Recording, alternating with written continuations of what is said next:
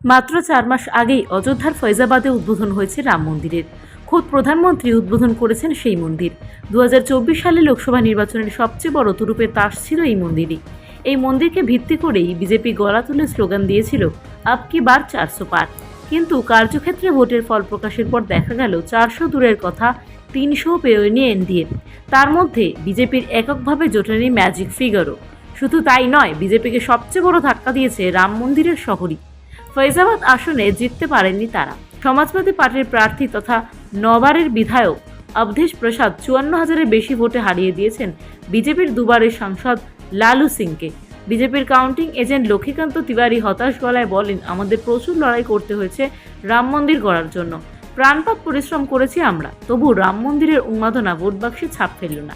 কিন্তু এত রাম নাম জপেও কেন এমন ভরাডুবি হলো? স্থানীয় সূত্রে জানা যাচ্ছে, এই হারের দেওয়াল লেখন আগে থেকেই লেখা হয়েছিল চুপিসারে। কেবল রাম মন্দিরের ঝা চকচকে আলোয় তা দেখতে পাননি অনেকেই। কারণ রাম মন্দির যতই প্রচার পাক, এলাকাবাসীর সমস্যাগুলো বাড়তি গুরুত্ব পেয়েছে এই ভোটে। রাম মন্দির ঘিরে ফৈজাবাদের নির্দিষ্ট এলাকা যতই জমে উঠুক না কেন, অযোধ্যার বহু গ্রামেই মানুষের ক্ষোভ ছিল নানা সরকারি পরিষেবা নিয়ে। রাম মন্দিরের আশেপাশের জমি অধিগ্রহণ নিয়েও আপত্তি ছিল স্থানীয়দের বড় অংশের। বিজেপির স্থানীয় নেতৃত্বও একমত হয়েছে এই বিষয়ে। তারা মনে করছেন, এই ফলের নেপথ্যে রয়েছে বেকারত্ব, মূল্যবৃদ্ধি, জমি নিয়ে মানুষের ক্ষোভ, প্রশ্নপত্র ফাঁস, চাকরি না পাওয়া নিয়ে যথেষ্ট ক্ষোভ ছিল এলাকার যুব সম্প্রদায়ের মনে। সেই সঙ্গেই ছিল সংবিধান বদলের আশঙ্কাও। ভোট প্রচারের পর্বে বিজেপি প্রার্থী লালু সিং নিজে মঞ্চে দাঁড়িয়ে বলেছিলেন, সংবিধান বদলাতে গেলে আমাদের 400 আসন লাগবে।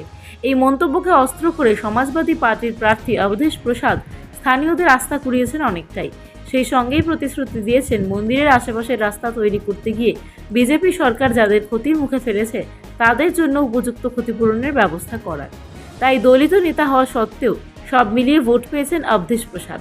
ধর্ম বর্ণ ভুলে স্থানীয় মানুষ তাকে ভোট দিয়েছেন, নিজেদের সমস্যাগুলি সমাধান হতে পেরে সেই আশায়।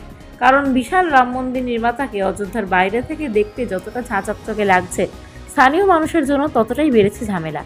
এমনকি একথাও জানা যাচ্ছে, হাতে গোনা অযোধ্যাবাসী রাম মন্দিরে যান। আসলে ভিড়ের প্রায় পুরোটাই বাইরে থেকে আসা। অবধেশ প্রসাদ জেতার পরে বলছেন, বিজেপি রাম মন্দিরকে সামনে রেখে রাজনৈতিক সুবিধা পেতে চেয়েছিল। বেকারত্ব, দারিদ্র্য, মুদ্রাস্ফীতি কিংবা কৃষকদের সমস্যার মতো বিষয়গুলি থেকে মানুষের মনোযোগ সরাতে চেয়েছিল। ফলে একথা বলাই যায় যে সব মিলিয়ে ফৈজাবাদের ভোট বাক্স রাম মন্দির দ্বারা প্রভাবিত হয়নি, বরং রাজনীতির কারবারিদের মনে হচ্ছে এই মন্দির বুঝি উল্টো প্রভাব ফেলল স্থানীয়দের মধ্যে, যার ফলস্বরূপ বিজেপিকে সরিয়েই দিল তারা। মাত্র 4 মাস আগেই অযোধ্যার ফৈজাবাদে উদ্বোধন হয়েছে রাম মন্দিরের। খোদ প্রধানমন্ত্রী উদ্বোধন করেছেন সেই মন্দির। 2024 সালে লোকসভা নির্বাচনের সবচেয়ে বড় তুরুপের তাস ছিল এই মন্দিরই। এই মন্দিরকে ভিত্তি করেই বিজেপি গলা তুলে স্লোগান দিয়েছিল আব কি বার 400 পার। কিন্তু কার্যক্ষেত্রে ভোটের ফল প্রকাশের পর দেখা গেল 400 দূরের কথা 300 পেরোয়নি এনডিএ। তার মধ্যে বিজেপির এককভাবে জোটেনি ম্যাজিক ফিগারও। শুধু তাই নয়, বিজেপিকে সবচেয়ে বড় ধাক্কা দিয়েছে রাম মন্দিরের শহরই। ফৈজাবাদ আসনে জিততে পারেননি তারা। সমাজবাদী পার্টির প্রার্থী তথা নবারের বিধায়ক অবধেশ প্রসাদ 54,000-এর বেশি ভোটে হারিয়ে দিয়েছেন বিজেপির দুবারের সাংসদ লালু সিংকে। বিজেপির কাউন্টিং এজেন্ট লক্ষ্মীকান্ত তিওয়ারি হতাশ গলায় বলেন, আমাদের প্রচুর লড়াই করতে হয়েছে রাম মন্দির গড়ার জন্য। প্রাণপাত পরিশ্রম করেছি আমরা, তবু রাম মন্দিরের উন্মাদনা ভোট বাক্সে ছাপ ফেলল না। কিন্তু এত রাম নাম জপেও কেন এমন ভরাডুবি হলো? স্থানীয় সূত্রে জানা যাচ্ছে, এই হারের দেওয়াল লেখন আগে থেকেই লেখা হয়েছিল চুপিসারে। কেবল রাম মন্দিরের ঝা চকচকে আলোয় তা দেখতে পাননি অনেকেই। কারণ রাম মন্দির যতই প্রচার পাক, এলাকাবাসীর সমস্যাগুলো বাড়তি গুরুত্ব পেয়েছে এই ভোটে। রাম মন্দির ঘিরে ফৈজাবাদের নির্দিষ্ট এলাকা যতই জমে উঠুক না কেন, অযোধ্যার বহু গ্রামেই মানুষের ক্ষোভ ছিল নানা সরকারি পরিষেবা নিয়ে। রাম মন্দিরের আশেপাশের জমি অধিগ্রহণ নিয়েও আপত্তি ছিল স্থানীয়দের বড় অংশের। বিজেপির স্থানীয় নেতৃত্বও একমত হয়েছে এই বিষয়ে। তারা মনে করছেন, এই ফলের নেপথ্যে রয়েছে বেকারত্ব, মূল্যবৃদ্ধি, জমি নিয়ে মানুষের ক্ষোভ, প্রশ্নপত্র ফাঁস, চাকরি না পাওয়া নিয়ে যথেষ্ট ক্ষোভ ছিল এলাকার যুব সম্প্রদায়ের মনে। সেই সঙ্গেই ছিল সংবিধান বদলের আশঙ্কাও।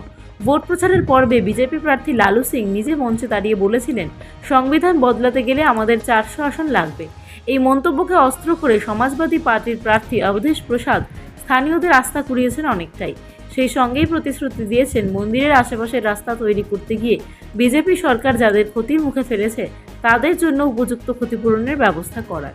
তাই দলিত নেতা হওয়া সত্ত্বেও সব মিলিয়ে ভোট পেয়েছেন অবধেশ প্রসাদ। ধর্ম বর্ণ ভুলে স্থানীয় মানুষ তাকে ভোট দিয়েছেন নিজেদের সমস্যাগুলি সমাধান হতে পেরে সেই আশায়। কারণ বিশাল রাম মন্দির নির্মাতাকে অযোধ্যার বাইরে থেকে দেখতে যতটা ঝাঁচকচকে লাগছে, স্থানীয় মানুষের জন্য ততটাই বেড়েছে ঝামেলা। এমনকি একথাও জানা যাচ্ছে, হাতে গোনা অযোধ্যাবাসী রাম মন্দিরে যান। আসলে ভিড়ের প্রায় পুরোটাই বাইরে থেকে আসা। অবধেশ প্রসাদ জেতার পরে বলছেন, বিজেপি রাম মন্দিরকে সামনে রেখে রাজনৈতিক সুবিধা পেতে চেয়েছিল। বেকারত্ব, দারিদ্র্য, মুদ্রাস্ফীতি কিংবা কৃষকদের সমস্যার মতো বিষয়গুলি থেকে মানুষের মনোযোগ সরাতে চেয়েছিল। ফলে একথা বলাই যায় যে সব মিলিয়ে ফৈজাবাদের ভোট বাক্স রাম মন্দির দ্বারা প্রভাবিত হয়নি, বরং রাজনীতির কারবারিদের মনে হচ্ছে এই মন্দির বুঝি উল্টো প্রভাব ফেলল স্থানীয়দের মধ্যে, যার ফলস্বরূপ বিজেপিকে সরিয়েই দিল তারা।